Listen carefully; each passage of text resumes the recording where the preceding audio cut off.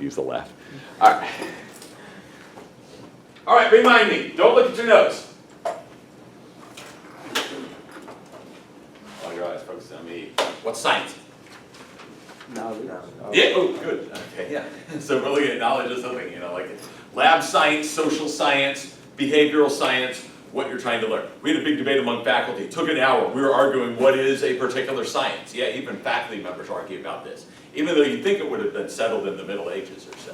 But yeah, even today we argue about it. But it's like, and I didn't want to undercut somebody or make somebody look bad, but I'm like, how can you say something's not a science when it's the pursuit of knowledge? If you think about it, all of college is about science to some extent, right?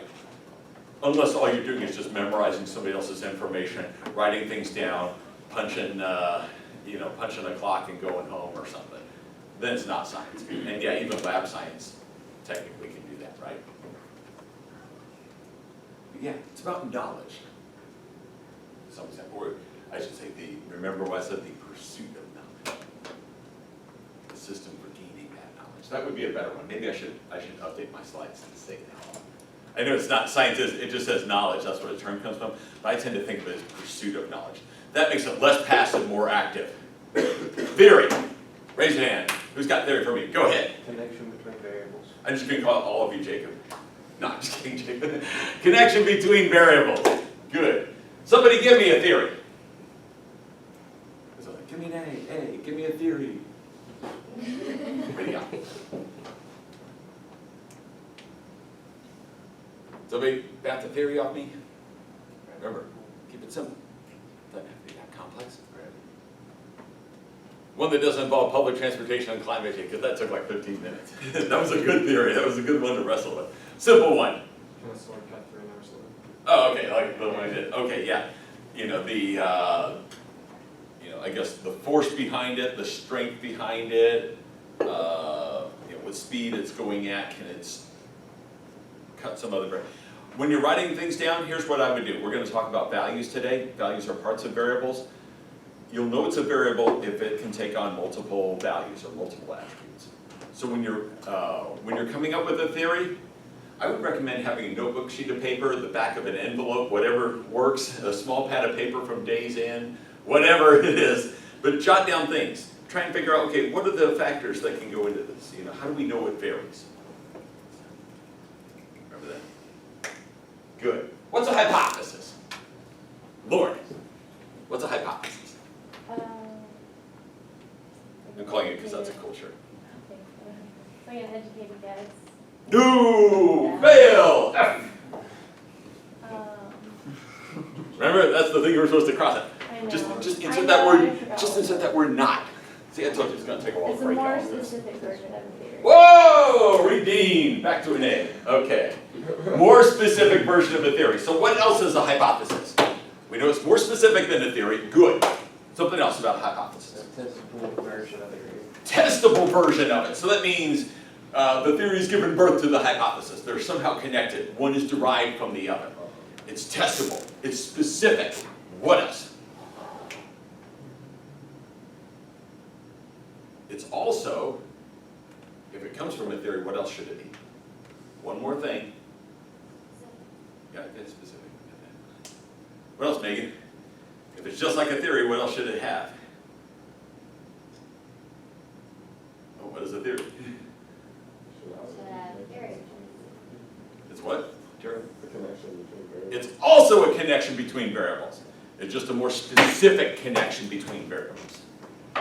Make sure you get all this down. This is worth going over more in detail than anything else. Go ahead, Jerry. I just want to say, I pronounced that right? Huh? Jerry? Giraffe. Giraffe, sorry. I'm a little confused. Okay, so like the theory of like, can a sword cut through another sword? Isn't that testable as well? Yeah, that's a hypothesis, actually. I know, I was trying to be nice to something. Oh, okay. But just, can one metal object destroy another metal object? Is that testable too? Is that what? Is that testable? It's a little more vague, right? And now we're getting toward force and mass, or one action leading to an equal and opposite reaction. Now we're starting to talk real theory. You're right, I didn't want to say, no, that's not a thing. Well, It no, is- I was just No, it's a good Trying to point. figure out the difference between. Another episode of Mythbusters, actually, when people saw that episode, there were a couple World War II veterans. You're right, anybody all have family members, World War II veterans, way back in your history? My grandfather was a World War II veteran. He's the one who got me interested in politics. Nobody else in my family was interested, but you know, whenever he'd be watching, this would happen a lot. My folks traveled a lot. I'd sit at his knee and he told me everything he could about politics and stuff. Now, he served on the Atlantic side, but some folks who came on the Pacific side said that they had stories, they would remember stories where somebody's firing a machine gun, like, you know, like a real big one. I know a Rambo can pick it up, but you know, it usually requires two people and one's feeding bullets and the other's trying to aim this thing and it's on a tripod. They said there were several cases where some Japanese soldier would jump out with a sword and cut off the barrel of the machine gun. And so they asked the Mythbusters to test that. You see where we're getting, right? That's a second hypothesis from the same theory. So I know most of y'all are thinking of like some Bruce Lee movie where somebody's jumping in and goes, ah, and cut a gun in half. Maybe you've seen another movie like that. Does that make sense? But those are two hypotheses from a common theory about what kind of metal can destroy another metal. Does that make sense? Actions and equal and opposite reactions, right? That's the broader theory. Does that make sense? Shake your head if it doesn't make sense. So like a theory is like just a more vague hypothesis. Yes, basically. abstract, very broad. Remember, encompasses lots of things. I can't draw this, unfortunately, because it would like permanently be there. But what I show my classes when I have a whiteboard is a big circle, and I label it T for theory. And then a small Mighty Joe's pizza-sized slice, which is a hypothesis. We'll call that H1, sword cuts a sword. H2, can sword cut a machine gun? How many of y'all think a sword can cut a machine gun? Why don't you think so? What, Bruno? If they did it, then it would be plausible. Is there something different about a machine gun than a sword? It's a lot more metal. Okay, yeah, so it's more metal, so it should make it less likely, but what else? Well, I mean, machine guns, they're firing a lot, right? They can tend to get kind of hot, maybe metal weakens when it gets hot. So some people thought, even though everybody watched the sword cutting a sword, but they were like, I think it might work for a machine gun. Why? Well, you're firing that thing so many times, the barrel gets really hot. You know, they would have to have water to pour it over to cool it down, or else it'd turn into one of those Samsung phones that that catch fire now or something. You know, I was looking at a Samsung camera for my birthday the other week. I was like, what do you want? And I was thinking, I need a phone upgrade. I want to get one of those new Samsungs. Burst and flames in my pocket. That'd make class interesting. No, I did. Whoa!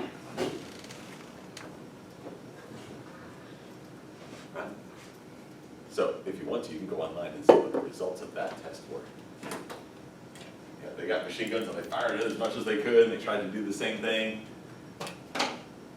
Then they just tried to heat the metal as much as they could, just to see.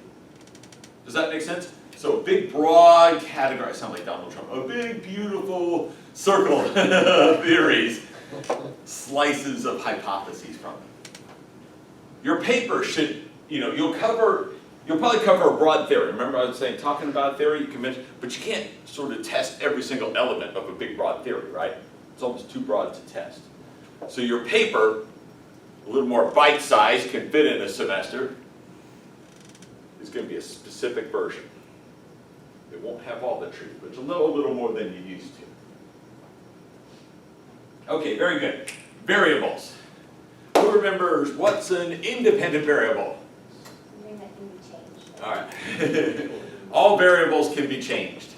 They are variables. The one you have control over. Ooh, I like that. That's even better. Control over. In the test, you're looking at whether a change in the independent variable does what? Affects the dependent variable. I was going to call it there. I'm going to try to pick on it, but yeah. You want to see if it is affecting the independent variable. We'll just call it a cause. Please use quotes around cause. A change in the independent variable leads to a change in the dependent variable, the effect. Does that help? Please God, don't go to grad school and say this is a cause and effect thing, because that's like kind of saying proof. But if it helps you keep it in your mind, maybe, will that help? Nursing major. Who's my nursing major? I knew I had one. I knew exactly who it was. You know, I always think of like, you know, the patient sick, DV, like call DV some virus, dependent virus, whatever. You've got the DV. Oh no, I've got the DV. You're going to stick an IV into them to see if they get better or not, right? Give them the IV. Does that get rid of the DV? Does that change the DV? Does that make sense? Right? They're giving, you know, like sometimes when they're giving a vaccine, they're actually giving like a version of the virus. This is what sets anti-vaxxer crowds way off the charts. Right? You're sticking a virus in my kid. Yeah, but you want to make sure those antibodies can act. So you're not giving like a super bug virus. You're throwing like a softball. Like, woo, can you hit this? If you've ever coached Little League, this will move this work. How can you miss that? A baseball pitcher here. He's a political science major. He's arguing cases before the Mississippi Supreme Court. Also took American experience. He saw that I'd gone to the pitching cages for a game against the Nationals. Yes, we won. One of the 2 victories we have against them this year. And he said, "What'd you hit on the radar gun, Dr. Travis?" I said, "The machine was broken, but I don't think my pitch would be pulled over in a school zone." I thought that was right, so remember, independent variable. Draw it in your notes. Write it on down, type it up. Whatever metaphor you need, that'll help you. That's how I remembered it in grad school. I used to work hospitals, by the way, every summer. My dad was a doctor. He wanted me to like be the medicine. I'm sort of a doctor. I'm a PhD doctor. Yeah, just like a kid. I would obey, but not exactly the way my parents wanted me to. He's very happy with what I do. But yeah, that's how I remembered it in graduate school. IV and the DV, like a virus or something. You give them the IV, yes or no, does the patient recover from whatever the hell the DV is? Make sense? Good, let's move on. I just want to make sure you got all that down. And if it doesn't, see me, call me up, do something where we can explain it in even greater detail. We got all the way over here, right? By the way, just want to point out, Sidney Harris was a cartoonist. I don't know how good a scientist he was, but his cartoons are legendary. And this is in here, this is, you know, for the variables. He's got one half of the equation, the independent variable. Here's the dependent variable. In the middle it says, then a miracle occurs. And the scientist is saying, I think you need to be more specific about this next step.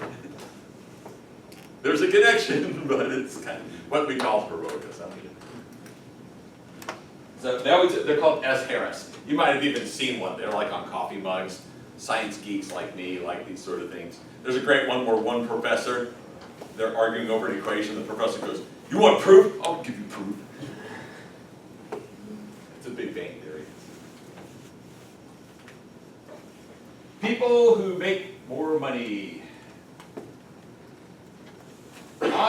Or people who receive better education, on average, are more likely to make money than those who have not had the same levels of education opportunities.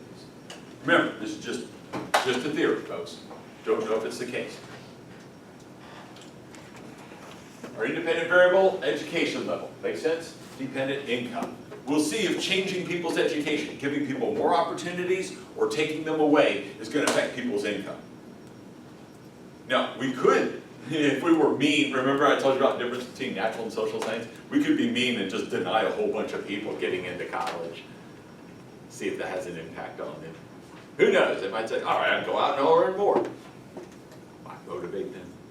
We don't know yet, but you understand how I'm setting it up? Right now, you're being an education snob. No, we're just testing something. Make sense? You see if it's the case. Hey, I've got 2 kids. Should they go to college? I've got some money riding on this.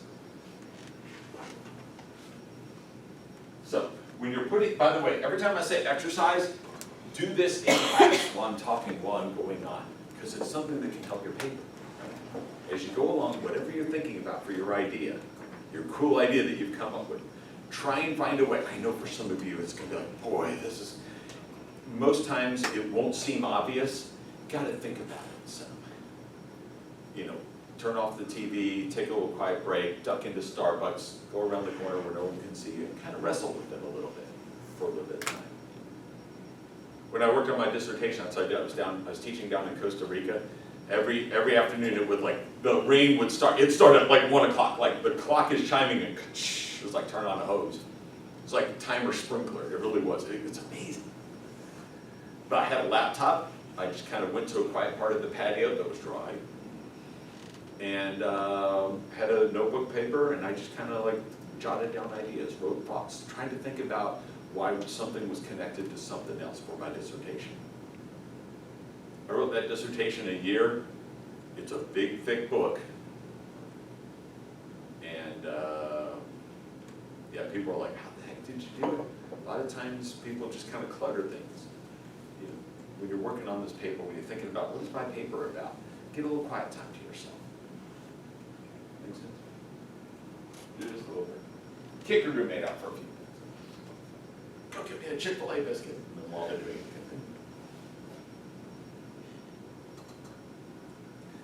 Variables. Make sure they vary. Nice save earlier. Yeah, a lot of times, I actually had this. When I say this actual student answer on the exam, this has happened many times. It's not just once. I have people say, the independent variable is a variable that doesn't vary. And I'm like, ooh, you didn't think about that one, did you? Not saying I'm not. But like, this is after we've covered it for a semester. It's like, well, then it wouldn't be a variable. It would be a constant. Right? So, your answer was much better. You're looking at whether a change, the presence or absence of something is going to lead to something else. Make sense? No matter what major you have, all of your majors have theories, by the way. Whether you think they are or not. Your favorite sport, your favorite hobby, there's a theory for everything. Any exercise science majors? Yeah, that was good. I know you're an exercise science major. Raise your hands. First exercise science, or the first sports psychology piece came out in the 1890s. Person observed that when folks are riding in pairs and groups, they ride their bikes faster than when they go by themselves. Interesting. But even, yes, exercise science and sports psychology has theories. So I give you a couple examples. Remember, they must vary. When you're stating things, just education by itself, maybe not. Be a little more specific, education level. Start thinking about all the attributes that your factor can take.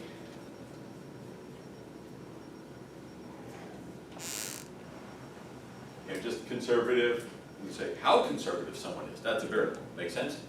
How liberal somebody is. Bill Clinton, not a variable. Bill Clinton versus George W. Bush, that's, now you're comparing something. Remember the one hand clapping? Yes.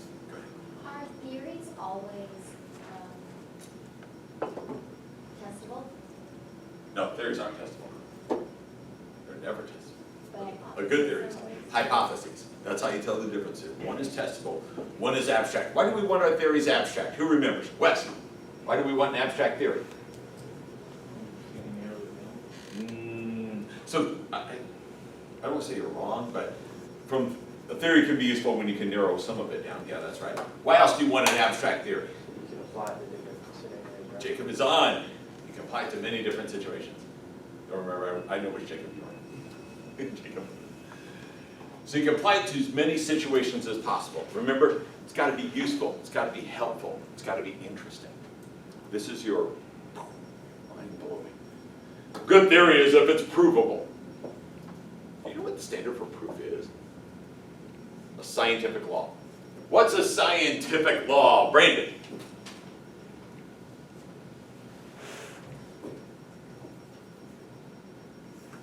Remember? How's a scientific law different from a theory? I gave you a hint just a second. Got a thought?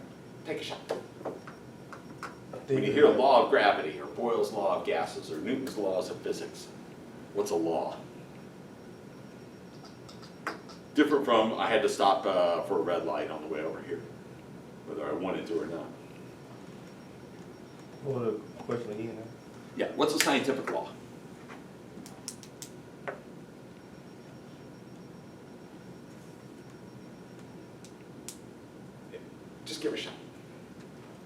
things like law of gravity, Boyle's law of gases, Newton's laws of physics. Tony, can you give him an assist? So can we prove that it has been done? Proven you're a little closer. More specifically, what does it do? Something that happens more times than not. Damn, I was gonna pick on Andy. Something that happens what? More times than not. Even more than that, Andy. So, Put him away. He's got us through 7 innings. 2 innings left. Close this out. What's a scientific law? Alex? That proven was a really strong hint. It was a darn near spoiler alert. Not just proven, but Charlie? I'm gonna just piggyback off of it. Sure, go ahead. Is it something that happens every time that you test? Something that always happens or never happens, right? Like that, I mean, every so often I get this email going around, oh yeah, there was this like person who was like an atheist professor and some religious student challenged this person and the atheistic professor says if your God exists, when I drop this eraser, you know, it's going to fall to the ground, and they claim that he let go and the eraser hovered there and everybody became a Christian and stuff. The professor ran screaming from the room, and I kid you not, you would be surprised how many times I see this going, oh God, not that one again. And I'm a Christian, but I'm like, yeah. Somebody actually, believe it or not, Snopes made this round, so Snopes tried to investigate. They like researched everything they could for like 25 years at USC. They couldn't find it. Maybe it was at Cal Berkeley.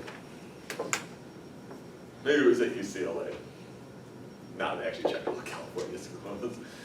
I mean, if I drop that eraser, it doesn't just prove God's existence. It just says, you know, it's going to drop at a certain rate, right? Is there a difference between, oh, well, no, never mind. I understand. Just a little side note. My sister-in-law teaches physics. She asked a question like, you know, the moon's gravity is so much less than ours. Why don't people just float away? You know, when they go jumping. And I remember somebody wrote on their answer back, they said heavy boots.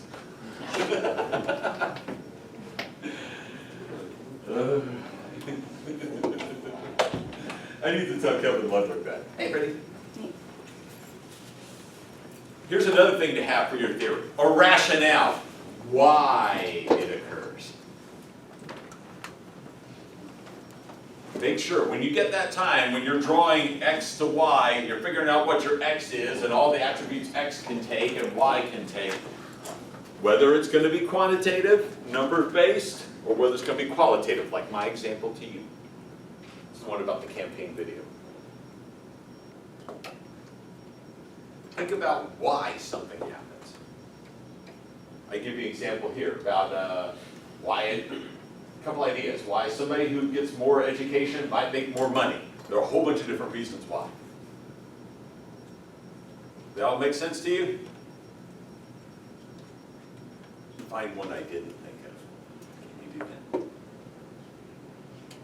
do that? And I'm dead serious. I mean, some of these I got from employers. Why do you want someone with a college degree? And believe it or not, that's like one of the major ones. So like, you set out a goal, took you a couple years, you completed a difficult task. That's huge. Don't believe me? Hang out with some 17, 16-year-olds, 19-year-olds and stuff and see how many people complete it, you know, sit down and complete a task. It's harder than you think. You know what graduation rates are? Not what you would think. When I was an undergraduate, I remember the first day. We're all sitting in a big auditorium, just like y'all did for your first day. You remember that? Some professor gives some talk. They'd recognize people, seniors wearing caps and gowns. Did you guys wear caps and gowns when you were freshmen? Or did you just have to show up for senior credit? I remember we were one of those. And they said, look to the left, look to the right. One of the three of you didn't graduate. Thank God we don't say that. But nowadays, nationwide, look to your neighbor, look to yourself. One of you isn't graduating. National average. Whether you're a political science major, a political science minor, or American experience student, I'll tell you, I would love to have an air horn on graduation day. I really look forward to that. I love it. You know, I have people, when my wife was supposed to have our kid, the the due date was graduation day. I remember a professor emailed me back, he goes, man, some people do anything at graduation. It's hot, you got big black heavy robes, have to wear something on your head. There's a reason they have water bottles everywhere that have been like stuck in a freezer the night before. It's like a big bottle of ice for the first 20 minutes. It's drinkable after 30. There ain't any ice in it. Why do you do it? I love graduation. Seriously, make a commitment. I want to see every one of you in this class graduate. I already know all your names. Yeah, and that's me usually, like, it's like really quiet, they call somebody's name, and you can't because all your families are yelling, but I'm like one of the only faculty members who's like, yeah, woo! I really am. Seriously, it is one of my happiest days, and I love graduation. So, got a vested interest in every one of you graduate. But it shows you got determination. You might pick up the knowings of things. Might make you educated. Might make you smarter. Lots of jobs require these now. They really do. I went to a presentation in Troup County where a person was running for school board, and he said, half of the new jobs being created don't require a college degree. And I was like, oh yeah, we shouldn't have people go to college. What the idiot didn't realize is 25%, at most 30% of Americans have a college degree. Why the hell do you think we're bringing in people from other countries with college degrees? Do 20 percentage points mean anything? We need a lot of college graduates. That's why we have a big gap. And what's worse, baby boomers are retiring. Do you know what the demographics are going to be like for y'all for college? You may not think you're going to be in demand. You'll be in demand. It's already happening that way. The media keeps reporting something else, but in fact, I was actually on WGN radio. That's like World's Greatest Network. I was on the radio because I wrote something about this, and they were like, "No, that can't happen." So I was on some Chicago radio station, long distance, of course. I was visiting my folks, so I like woke up and I'm like in their garage quietly talking on the cell phone at 6 in the morning. But yeah, I mean, for every college graduate, there's going to be 2, maybe 3 jobs that require a bachelor's degree that won't be filled.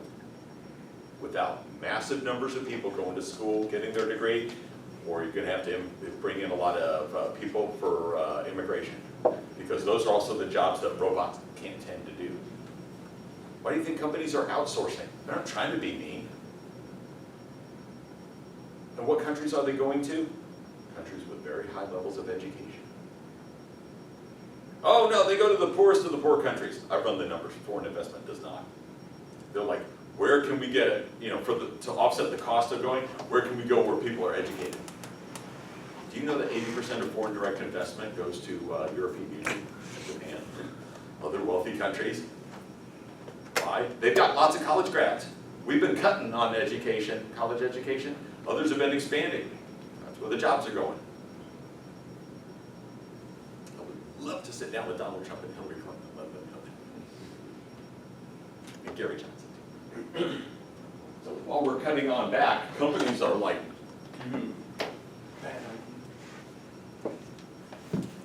Now, lots of people don't complete college for everything. I'm not knocking this. I have family members who did not complete college. My dad, out of 10 kids, is the only one who finished college off a family farm. And he had to go, he had to join the military during the Vietnam War to get the money to do it. I understand it.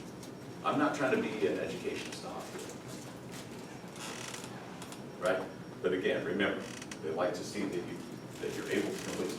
People have to drop out for a lot of good reasons. One of our best students was dyslexic, got the highest grades in class. Mom forced her to drop out so that her daughter could be home caring for her. I felt so terrible. She was crying so much that she did not want to leave the Grange College.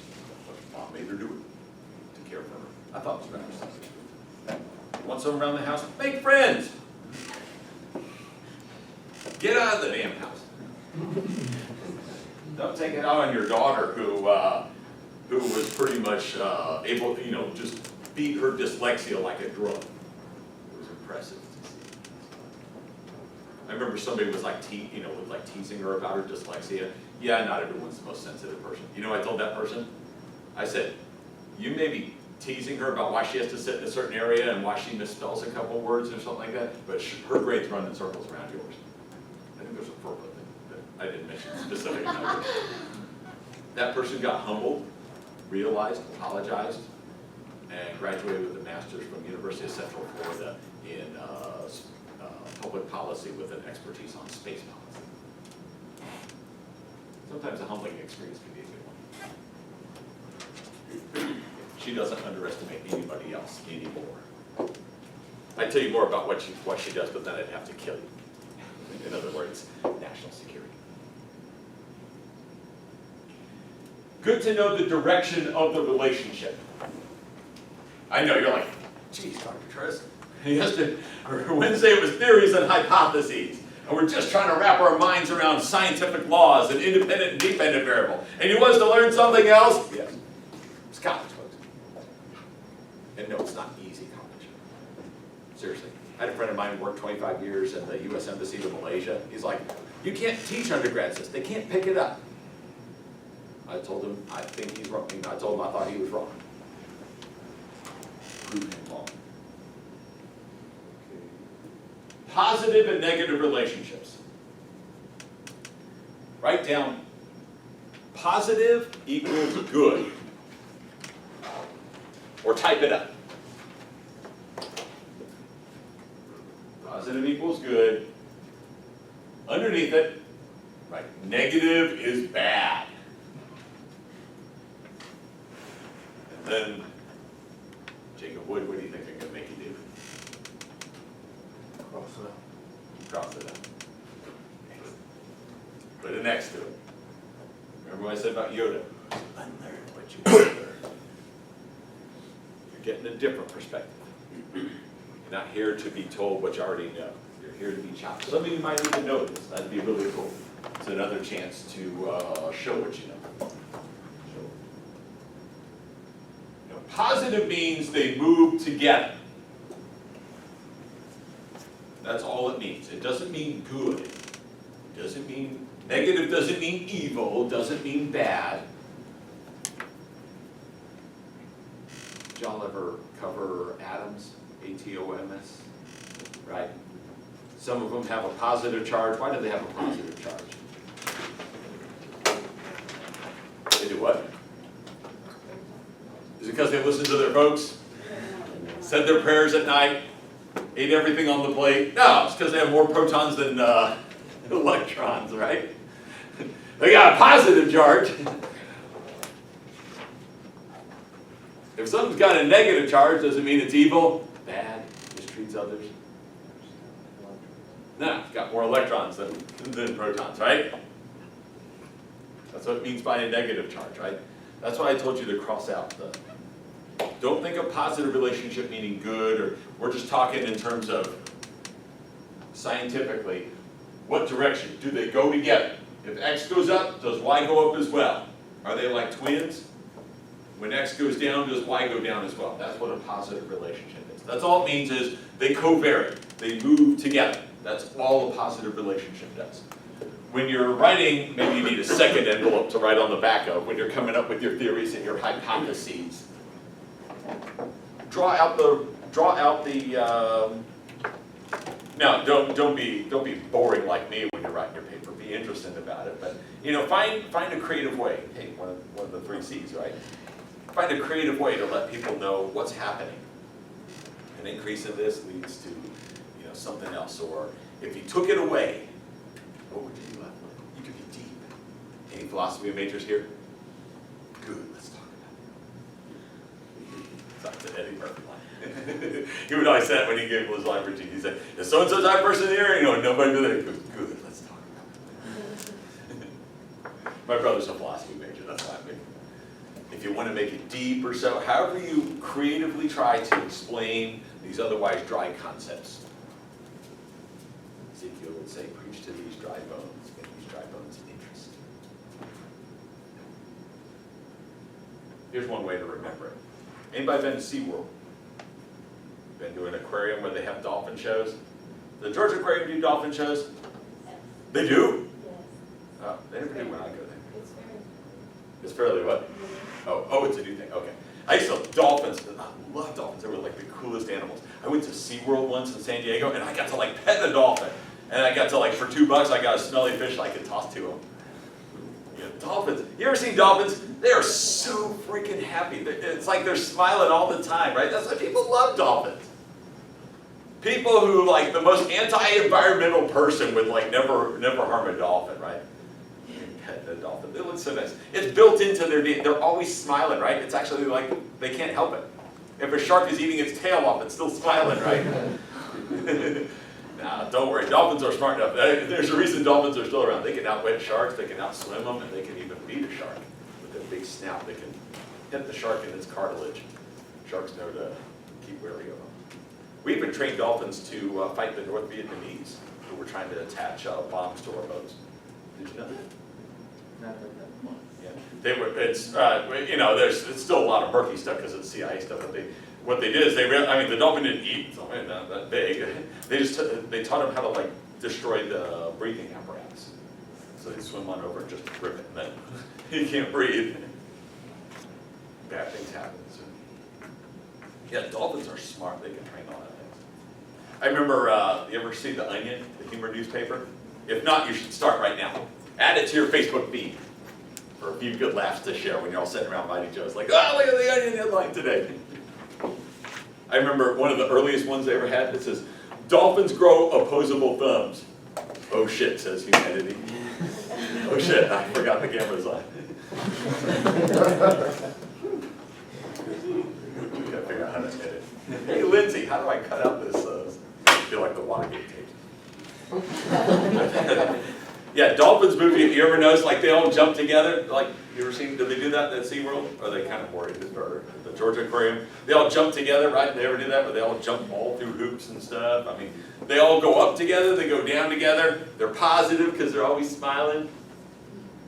Okay, that's how I remembered what the hell a positive relationship was when I was getting my PhD studies. Does that make sense? It's crazy, but it works. I teach education majors, K through 5, you'd be amazed all the creative stuff they come up with. Any education majors here? I thought you were. Yeah, if you're taking me for social studies content, the more interesting, the more memorable, the better.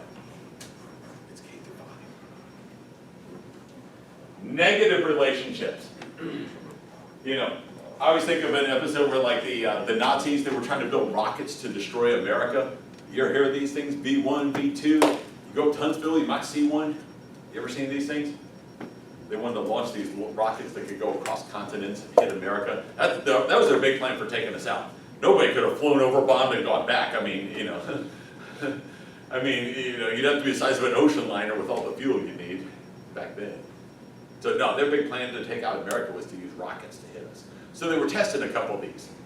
And I remember watching them. They were like firing off the V2 rockets and they're going up and you have all the Nazis going, yeah, but then whatever goes up must come down.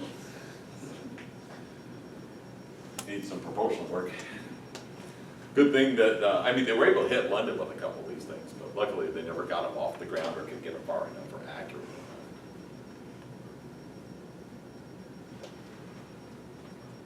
But that's how I was thinking, like, you know, whatever goes up must come down. With negative consequences. Remember, he's all the Nazis going, ah, they're running away as the rockets come back down.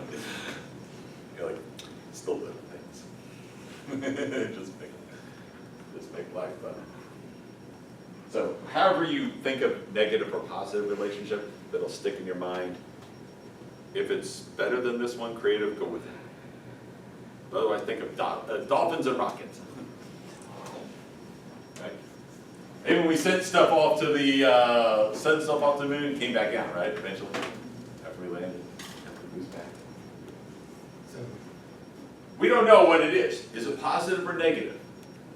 Do we know? Well, do we know? Anybody? Unless Wes has gone on ahead and looked at the next few slides, we don't know, right? So oftentimes I try and say, well, is it positive or is it negative? Are the variables moving together or are they moving separate? Might not be a bad way to put that in your paper. Two possible options. Two roads diverged in that. And I took the one that had a Starbucks on it. I'm thinking Starbucks right now. Does that make sense? Just two possible outcomes. Wes and I were part of a study. He came by to take a look at it. We're actually getting a published study on terrorism. We looked at positive and negative relationships. Is there a connection between two factors? Do they go together, or do they go separate? All right, starting to go into the home stretch. Research design. All research design is, and again, you can sound as boring as me in a paper and detailed, or you can kind of be super subtle. But think about it. Research design is your game plan. How are you going to evaluate your hypothesis? Right now, Megan, who's doing this really cool, I hope you're doing that topic. She's doing a real cool topic about Hamilton, the new musical, which everybody was talking about Washington, D.C., by the way. It was like every other, except for the bomb threat day, where they had to evacuate the Capitol because of the bomb threat. Other than that, they talked about Hamilton. But nevertheless, you're like, oh great, how am I gonna, you're making this sound like it's real boring. No, be creative about it, but be thinking about it. Oh wow, Hamilton's doing great things. It's breaking all kinds of boundaries and barriers. It's bringing in American history and it's teaching it in an unconventional fashion. Good, but what is the sound of one hand clapping? As opposed to what, right? Well, it wouldn't mean much if right now Jacob's thinking, yeah, but what was life like before Hamilton? Believe it or not, they actually did musicals. I've watched them on Turner Classic Movie. They did a musical about American history, the founding fathers and stuff like that. Whew, it was drier than one of my lectures. Had you heard about it? Of course not. It's on Turner Classic Movies at 1 in the morning.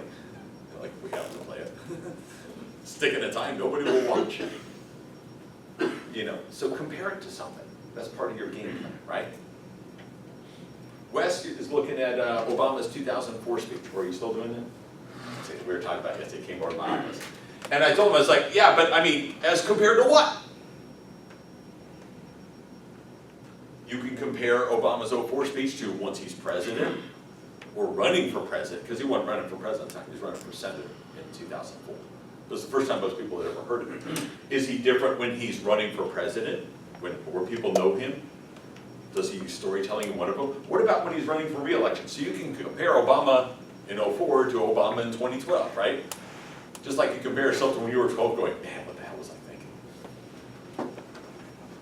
Or you can compare Obama to somebody else who gives a primetime speech, maybe even on the Republican side, like Chris Christie, when most people didn't know him, but he gave a similar primetime address where he was introducing himself to other people.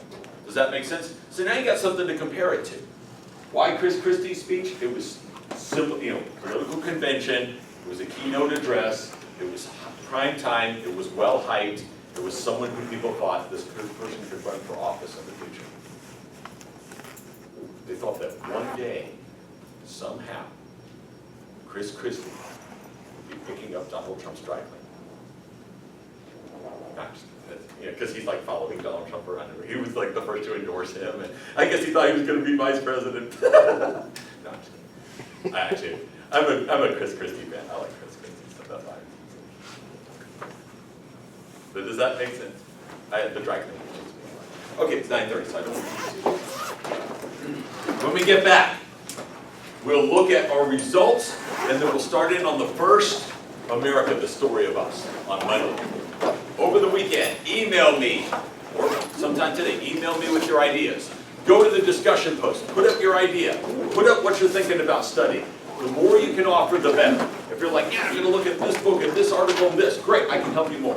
The more you give me, the more I can give back.